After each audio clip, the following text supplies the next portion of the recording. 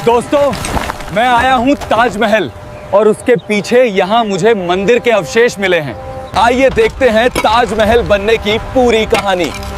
तो वीडियो को पूरा देखें और चैनल को सब्सक्राइब कर लीजिए। यमुना के किनारे खड़ा वह सफेद संगमरमर का ढांचा जिसे दुनिया ताजमहल के नाम से जानती है, केवल ईंटों और पत्थरों की इमारत नहीं है। यह एक ऐसा विचार है जिसने सदियों से प्रेमियों को प्रेरित किया और इतिहासकारों को उलझाया है। लेकिन पिछले कुछ दशकों में इस मोहब्बत की निशानी के गुंबदों के ऊपर एक अलग ही तरह का धुआं उठ रहा है, संदेह का धुआं। आज जब हम ताजमहल को देखते हैं तो हमारी आंखों के सामने दो तस्वीरें उभरती हैं। पहली तस्वीर एक मुगल बादशाह की है जिसने अपनी बेगम की याद में दुनिया का सबसे खूबसूरत मकबरा बनवाया। दूसरी तस्वीर एक प्राचीन मंदिर की है जिसे वक्त की धूल और राजनीति के पर्दों ने हमसे छिपा लिया है। इस कहानी की शुरुआत होती है उन बंद दरवाजों से जिन्हें खोलने की मांग आज देश की सबसे बड़ी अदालतों तक जा पहुंची है। ताजमहल के मुख्य चबूतरे के नीचे 22 ऐसे कमरे हैं जो सालों से बंद हैं। इन कमरों पर लगे ताले केवल लोहे के नहीं हैं, बल्कि ये उन राजों के पहरेदार हैं जो शायद इतिहास की पूरी किताब को ही बदल सकते हैं। याचिकाकर्ताओं का दावा है कि इन कमरों के पीछे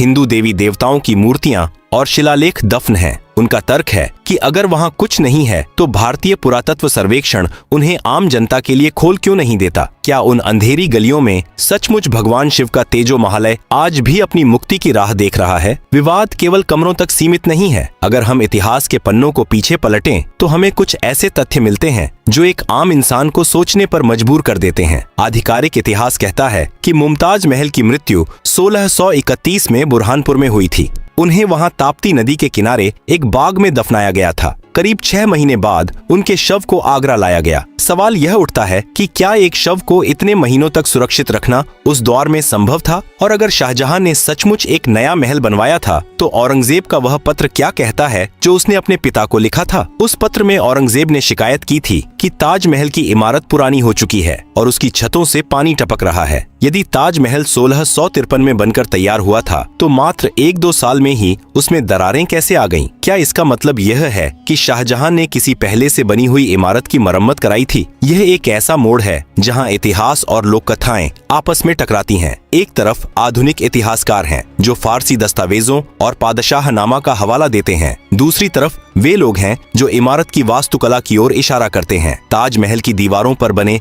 कमल के फूल, कलश की आकृतियां और वह त्रिशूल नुमा आकार जो गुंबद के सबसे ऊपर स्थित है, ये सब क्या केवल इत्तेफाक हैं? इस्लामी वास्तुकला में आमतौर पर चांद और सितारे का महत्व होता है, लेकिन ताजमहल के शिखर पर जो नारियल और कलश की आकृति दिखाई देती है वह हिंदू मंदिरों की एक खास पहचान है। आज की सूचना क्रांति के दौर में सच और झूठ के बीच की लकीर बहुत धुंधली हो गई है। पीएन ओक जैसे लेखकों ने एक ऐसी थ्योरी दी जिसने करोड़ों भारतीयों के मन में जिज्ञासा पैदा कर दी। उन्होंने दावा किया कि ताजमहल शब्द ही संस्कृत के तेजो महालय का अपभ्रंश है। हालांकि गंभीर इतिहासकारों ने इस थ्योरी को कई बार नकारा है, लेकिन जनता के मन में उठे सवालों का जवाब केवल कागजों से नहीं दिया जा सकता। लोग सबूत चाहते हैं। लोग उन 22 कमरों के भीतर की धूल को साफ होते देखना चाहते हैं। इस विवाद ने न केवल भारत में बल्कि पूरी दुनिया में हलचल मचा दी है। संयुक्त राष्ट्र की यह विश्व धरोहर स्थल आज एक कानूनी जंग का मैदान बन गई है। एक तरफ भारत की सांस्कृतिक पहचान है और दूसरी तरफ ऐतिहासिक न्याय की मांग। क्या सचमुच शाहजहां ने राजा जय सिंह से यह जमीन खरीदी थी? क्या उस वक्त वहां कोई हवेली थी या कोई भव्य मंदिर? अगर वह हवेली थी तो क्या उसे गिराकर ताजमहल बनाया गया या उसी ढांचे को सफेद संगमरमर से ढंक दिया गया? ताजमहल की उन ठंडी दीवारों के पीछे क्या कोई गर्भगृह आज भी धड़क रहा है या फिर यह सब केवल एक कल्पना है जिसे भावनाओं के सहारे जिंदा रखा जा रहा है? सच जो भी हो वह यमुना की लहरों की तरह खामोश नहीं रह सकता। उसे बाहर आना ही होगा। इतिहास अक्सर उन्हीं यादों को सहेजता है जिन्हें विजेता लिखवाना चाहते हैं, लेकिन कभी कभी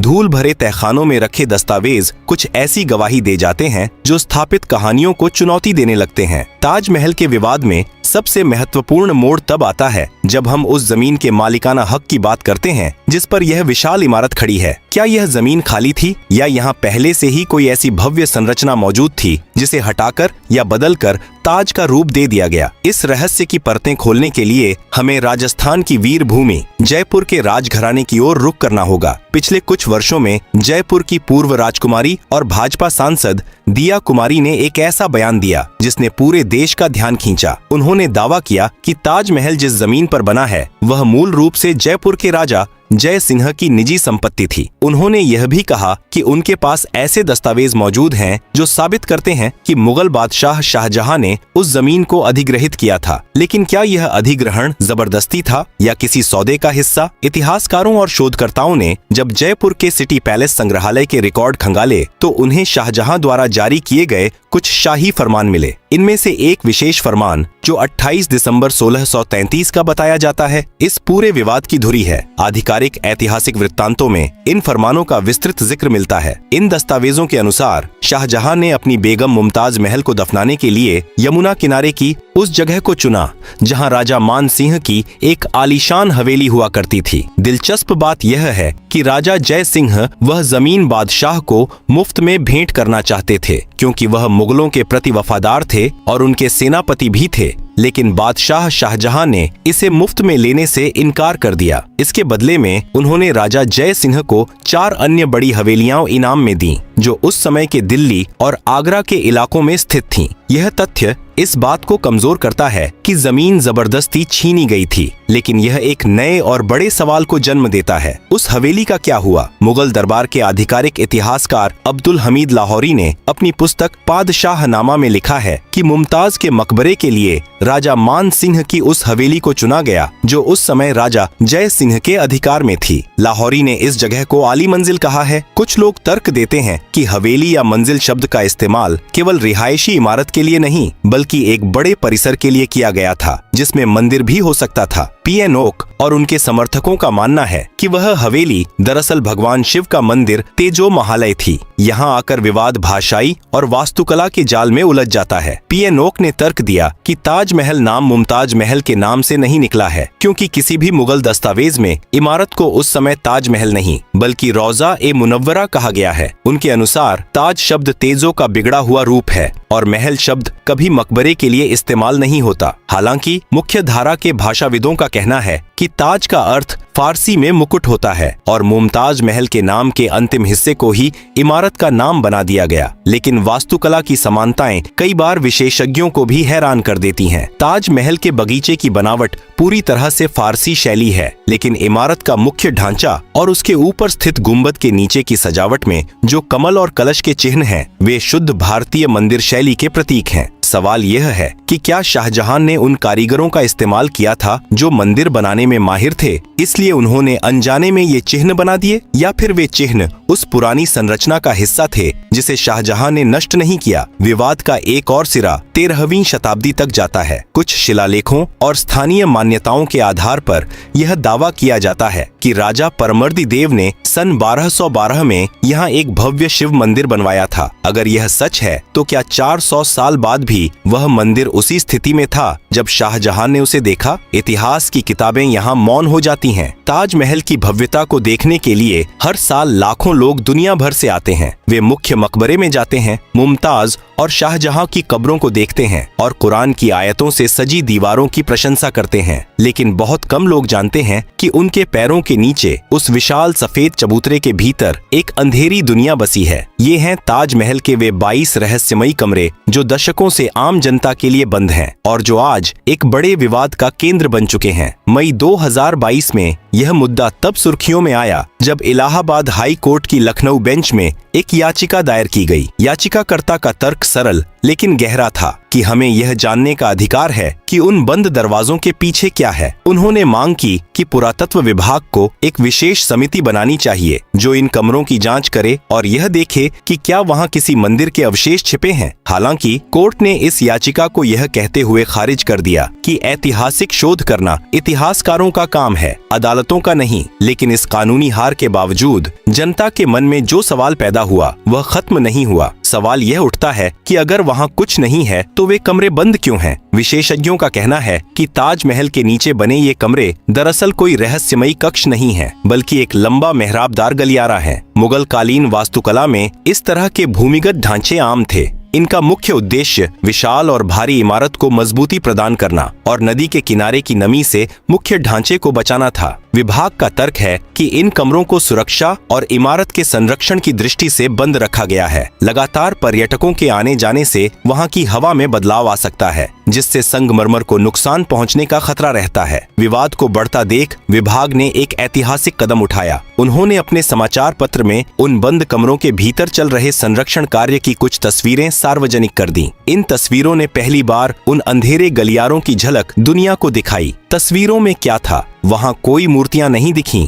न ही कोई प्राचीन मंदिर के स्तंभ। वहां केवल ईंटों की दीवारें, चूने का प्लास्टर और मेहराबदार छतें दिखाई दी। विभाग ने दावा किया कि ये तस्वीरें उन लोगों के लिए जवाब हैं जो दावा करते हैं कि वहां मूर्तियां छिपे होने के सबूत हैं। लेकिन क्या इन तस्वीरों ने विवाद को सुलझा दिया? शायद नहीं। संदेह करने वालों ने उन तस्वीरों में भी नए सवाल ढूंढ लिए। उन्होंने उन ईंटों की दीवारों की ओर इशारा किया जो मेहराबों के बीच में चुनी गई थीं। सवाल पूछा गया कि ये दीवारें बाद में क्यों बनाई गईं? क्या इनके पीछे कुछ छिपाया गया है? इतिहासकारों का कहना है कि इन दीवारों को इसलिए बनाया गया था ताकि ढांचे को अतिरिक्त सहारा मिल सके। इस रहस्य को समझने के लिए हमें ताजमहल की तुलना दिल्ली के हुमायूं के मकबरे या सफदरजंग के मकबरे से करनी चाहिए। वहां भी इसी तरह के भूमिगत कक्ष और गलियारे मौजूद हैं। यह मुगल शैली की एक मानक प्रक्रिया थी। मुमताज की असली कब्र भी इसी तरह के एक भूमिगत कक्ष में स्थित है, जिसे साल में केवल 3 दिन खोला जाता है। फिर भी एक बड़ा सवाल खड़ा रहता है कि अगर शाहजहां ने इसे शून्य से बनाया था तो उसने नीचे इतने जटिल गलियारे क्यों बनवाए? क्या यह संभव है कि शाहजहां ने पहले से मौजूद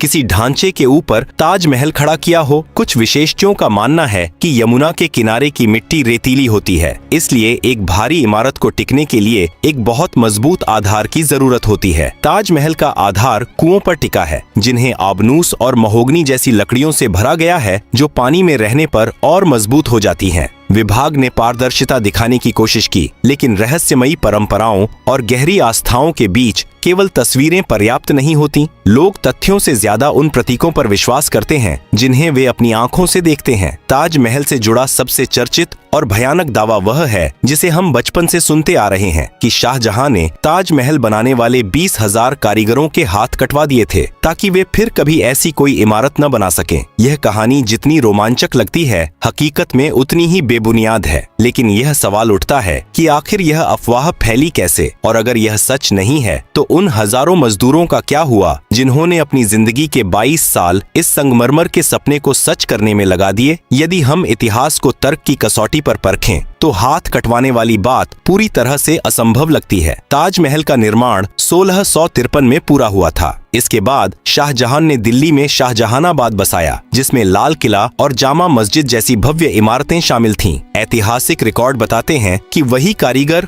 और वही उस्ताद जिन्होंने ताजमहल बनाया था, वे ही लाल किले के निर्माण में भी शामिल थे। ताजमहल के मुख्य वास्तुकार उस्ताद अहमद लाहौरी थे। अगर उनके हाथ काट दिए गए होते तो क्या वे बाद में लाल किले का डिजाइन तैयार कर पाते? निश्चित रूप से नहीं। दरअसल इतिहासकारों का मानना है कि शाहजहां ने मजदूरों के साथ एक समझौता किया था। उन्हें बहुत बड़ी रकम दी गई थी और इस शर्त पर काम से सेवा मुक्त किया गया था कि वे मुगल सल्तनत के लिए किए गए अपने काम के हुनर का इस्तेमाल किसी और के लिए नहीं करेंगे। इसे तकनीकी भाषा में प्रतियोगिता न करने का अनुबंध कहा जा सकता है। समय के साथ काम न करने के वादे को लोक कथाओं ने हाथ कटवाने की क्रूर कहानी में बदल दिया। एक और प्रमाण आगरा का ताजगंज इलाका है। यह वह बस्ती है जिसे शाहजहां ने उन हजारों कारीगरों और मजदूरों के रहने के लिए बसाया था जो दुनिया के कोने कोने से ताजमहल बनाने आए थे। आज भी वहां रहने वाले कई परिवार खुद को उन कारीगरों का वंशज बताते हैं। उनके पास अपने पूर्वजों के औजार और उनकी कला विरासत के रूप में मौजूद है। यदि उनके हाथ काट दिए गए होते तो क्या वे अपनी कला को अगली पीढ़ियों तक पहुंचा पाते? अब वापस लौटते हैं उस मुख्य विवाद पर कि ताजमहल या तेजो महालय। इस यात्रा में हमने देखा कि इस सफेद संगमरमर के पीछे दावों और प्रतिदावों का एक अंतहीन जाल है। एक तरफ वास्तुकला के वे चिन्ह हैं जो प्राचीन भारतीय परंपरा की याद दिलाते हैं, और दूसरी तरफ वे फारसी दस्तावेज और शाही फरमान हैं जो इसे एक मकबरा साबित करते हैं। इतिहास की यह जंग केवल अदालतों या किताबों तक सीमित नहीं है, यह हमारी राष्ट्रीय पहचान से जुड़ गई है। कुछ लोग ताजमहल को विदेशी आक्रमणकारियों की निशानी मानते हैं तो कुछ इसे भारतीय श्रम